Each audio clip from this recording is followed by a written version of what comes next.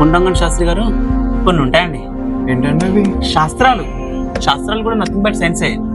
గ్రహాలు, వాటి మూమెంట్స్, అవి చేసే కామెంట్స్, వాటి మీదనే బేస్ అయింటది మొత్తం అంతా. లేకపోతే మీ మా అమ్మలో చెప్పడం ఏంటి, సేమ్ కోల్డ్ సమ్మలో దిగడం ఏంటండి టూ మచ్ కప్పెత్తాను. That is expected, but thanks అండి.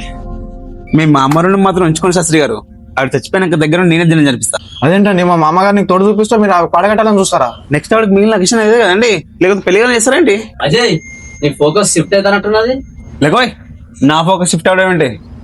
నీ అమ్మాయిల కింద అడ్రస్ ఏమైనా తీసుకున్నా మళ్ళీ కనపడుతుందో లేదో కూడా తెలియదు. When can you finish the alteration? Tomorrow morning. Okay, thank you.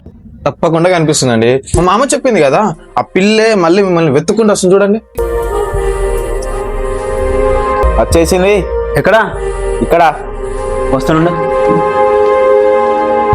చూడు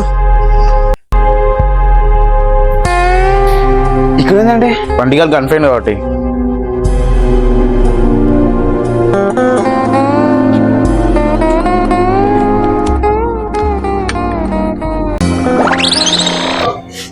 ఏం శాస్త్రి ఇది?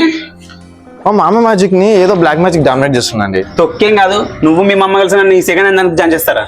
రామ మీ విషయాలు అంటే మిస్ ఫైర్ అయింది కానీ అదే మన తాతగారి డెత్ విషయంలో పర్ఫెక్ట్ గా జరిగిందండి. లేవే పబ్లిసిటీ కోసం మీ మమ్మ మీద ఆదని చెప్పేసి ఉంటది.